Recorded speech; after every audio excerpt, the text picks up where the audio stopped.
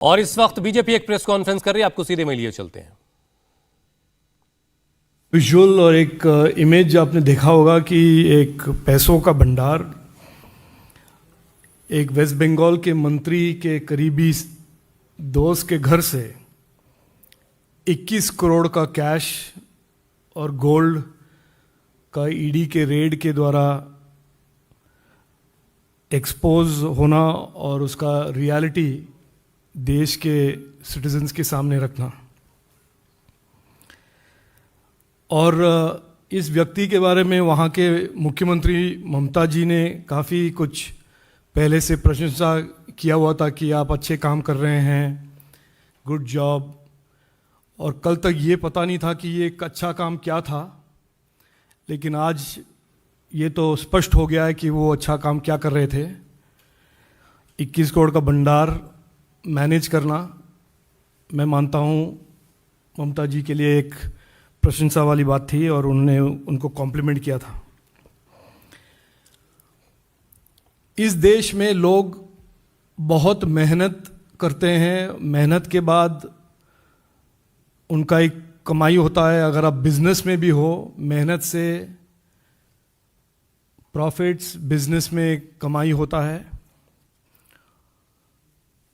और हमको देखने को मिल रहा है कि 21 करोड़ के कैश एक घर से निकलना,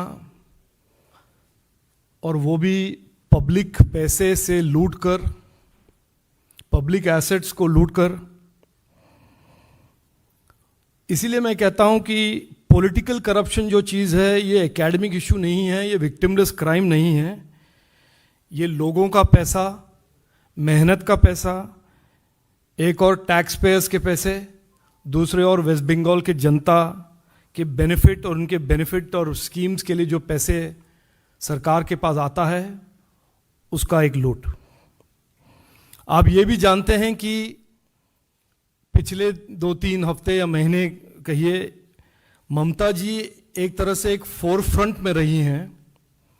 एक मल्टी पार्टी एफर्ट, एक campaign to defame these agencies. यही एजेंसीज जो इन्वेस्टिगेट कर रहे हैं, एक्सपोज कर रहे हैं करप्शन को, पॉलिटिकल करप्शन को, उनको अंडरमाइन करने के लिए, उनको इंटिमिडेट करने के लिए एक तरह से एक प्रचार, एक managed deliberate campaign to intimidate these agencies and to try and somehow किसी तरह से इस केस को किसी तरह से कारपेट के अंदर छुपा दे, sweep it under the carpet, इसको पॉलिटिसाइज करें ताकि इसका जो डिस्कोर्स, इस पे डिस्कशन ना हो।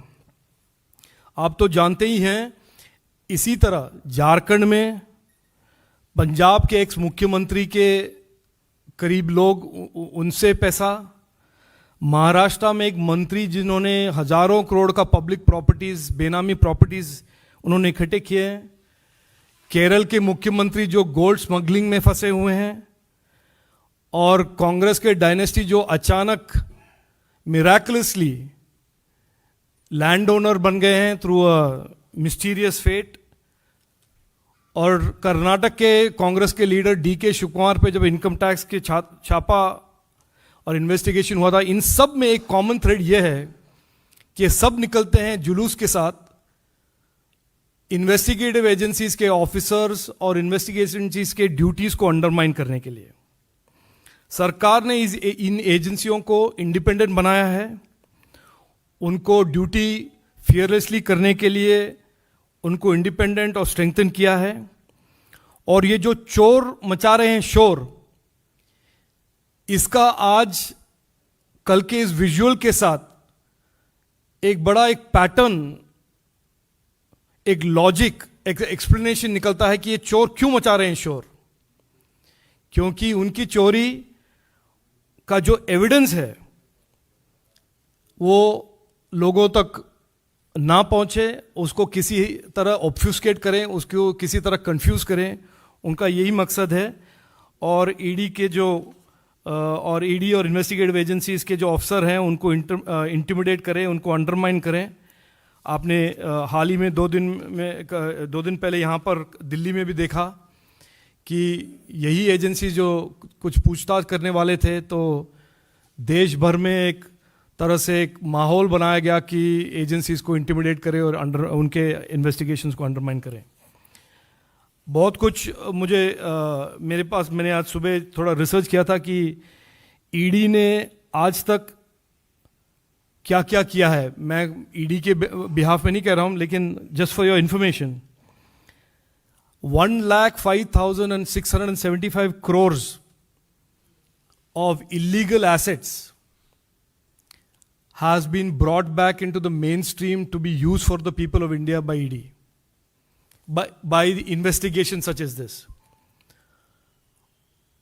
और इस कार्य में और इस एफर्ट में, पॉलिटिकल करप्शन के इस फाइट में बाधा डालना और इंटिमिडेट और अंडरमाइन करना एक तरह से एक पैटर्न बन गया है। और इसके बारे में चर्चा करने के लिए मैं आज आपके सामने हूं, और मैं अभी दिलीप घोष जी को माइक देता हूं कि वो भी कुछ कहें।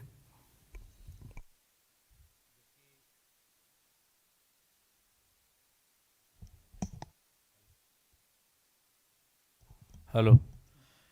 जबकि घटना बंगाल से आई है तो मैंने पहले बांग्ला में अपने बंगाल के लोगों को संबोधन करना चाहता हूँ, बाद में बाकी चर्चा करेंगे। एखोनो पर्यन्त जा तथ्य आमादेर काछे एसेছে 70-75 कोटी टाकार सम्पत्तिर हदिस पाওয়া গেছে। एरपरेও सोना इत्यादि आछे, तार दाम कत होबे आमि जानि ना।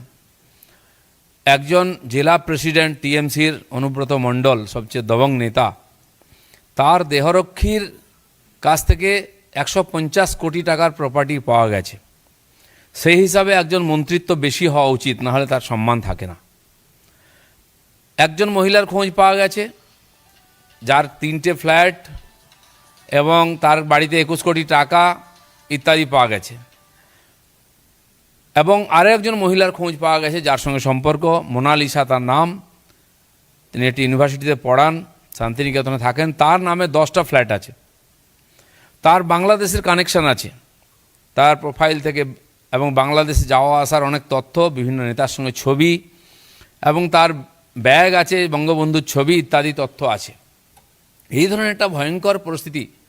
পরশুদিন লক্ষ লোকের সমাবেশ থেকে মুখ্যমন্ত্রী প্রথম নৈতিকতার কথা বলছিলেন যে আমাদের ধনবান নয় হৃদয়বান হতে হবে, তার পার্টির লোকেদের জন্য বলছিলেন।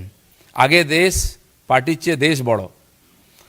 এবং আমি বলেছিলাম আমার এমপিরা রিক্সা করে চড়ে যাবে, কিন্তু স্করপিও কালচার চলছে। সমস্ত ছোটোখাটো নেতার কাছেও স্করপিও আছে। 4 কোটি টাকার গাড়ি চড়ে ওদের কাউন্সিলর। একদিন পরে দেখা গেল একজন মন্ত্রীর এত সম্পত্তি। তারপরে বলা হচ্ছে প্রতিহিংসা। কেউ বলছেন যে সিবিআই যারা করছিল ইডি। तो बीजेपी एक प्रेस कॉन्फ्रेंस कर रही, दिलीप घोष को आप सुन रहे थे। उससे पहले एक और बीजेपी के नेता जो है वो प्रेस कॉन्फ्रेंस में बोल रहे थे। उन्होंने बताया कि किस तरह का घोटाला लगातार जो है वो पश्चिम बंगाल में हो रहा है और ईडी ने कितना बड़ा काम किया है। बीजेपी का एक तरह से ममता सरकार पर एक बड़ा हमला है। बंगाल में जनता के पैसे की लूट हुई है, बीजेपी ये आरोप लगा रही है। सरकारी स्कीम के पैसे की ममता सरकार में लूट मची है। केंद्रीय एजेंसीज की जांच को प्रभावित करने की कोशिश हो रही है, ये भी एक आरोप लगाया जा रहा है। देश में जितने चोर हैं वो शोर मचा रहे हैं क्योंकि ईडी कार्रवाई कर रही है।